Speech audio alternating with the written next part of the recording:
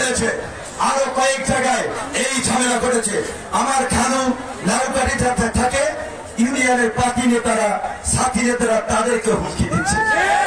হ্যাঁ, তোমরা পার্টি নেতা, তোমাদের টপ লিডাররা আমাদের সাথে দেখা করার জন্য, মিটিং করার জন্য সময় চায়। উপজেলা পর্যায়ের, জেলা পর্যায়ের পার্টি নেতা, সাথী নেতা সেই সিফাতুল্লাহর মতো বললে যুবলীগ, মুজালীগ সেই রকম টাইপের নেতা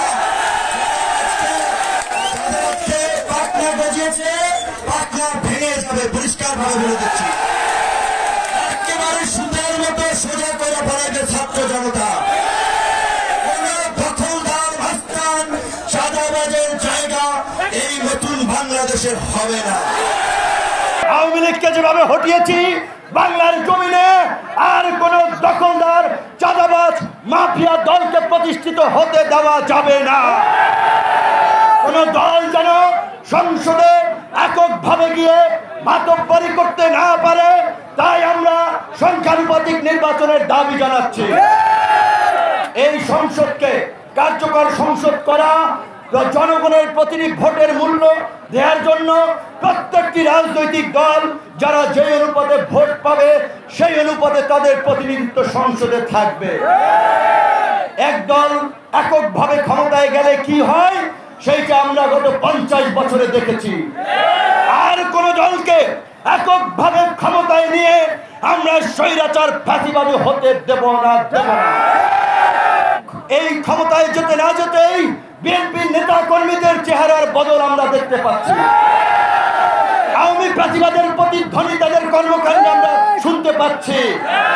কাজী পরিষ্কার কথা, বিএনপি যদি এটা উপলব্ধি করে, যারা আন্দোলন করেছে বিগত 1.5 দশক রক্ত দিয়েছে, তাদের নিয়ে জাতীয় সরকার করবে, তাদের মূল্যায়ন করবে, তবেই বিএনপির সাথে জোট হবে, বিএনপির সাথে রাজনৈতিক সমঝোতা হবে।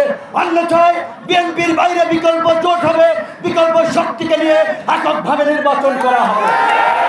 আমি পটুয়াখালী ডিসিএসপি সহ সকল প্রশাসনকে বলবো, এই যে খেয়াঘাট, লঞ্চঘাট, এই সমস্ত জায়গায় 2 লাখ টাকা, 1 লাখ টাকা, 50,000 টাকা টোল প্রতিযোগিতা করে 20 লাখ, 50 লাখ, 1 কোটি টাকায় ডাক উঠিয়ে তারা একটা বাণিজ্য করে। এই খেয়াঘাট, লঞ্চঘাটে কোনো ডাক চলবে না। সমস্ত খেয়াঘাটের ডাক ক্যান্সেল করতে হবে। এই 2-4 টাকায় সরকারের কোষাগারে কিচ্ছু আসে যায় না। এখন সরকার যে ট্যাক্স আইন করেছে, আমরা সবাই ট্যাক্স দেব সরকারি কোষাগারে, আমরা সবাই ফান্ড দিয়ে সরকারকে সমৃদ্ধ করব। কিন্তু চাঁদাবাজদের সুযোগ দিতে এই ছোটখাটো টোল, লঞ্চঘাট, খেয়াঘাটে কোনো ইজারা হাট বাজারে চলবে না। কারণ এই হাট বাজার, খেয়াঘাট, লঞ্চঘাটের ইজারাকে কেন্দ্র করেই এই চাঁদাবাজ, দখলদার, মাফিয়া বাহিনী তৈরি হয়। আজকে গণ অধিকার পরিষদ নিবন্ধিত হয়েছে, আমি নেতা কর্মীরা পরিশ্রম করেছে, তাদেরকে ধন্যবাদ জানাই। বিশেষ করে আজকে আপনারা যারা এসেছেন, অনেক ধন্যবাদ এবং কৃতজ্ঞতা। কিন্তু আপনারা এই কথা মনে রাখতে হবে, 1 মণ দুধের মধ্যে 1 ফোঁটা চনা পড়লে যেমন দুধ নষ্ট হয়, তেমনি ভাবে এই যে আপনারা বিশাল সমাবেশ করেছেন, এইটা দেখে কিন্তু অনেকের মাথা নষ্ট হয়ে যাচ্ছে।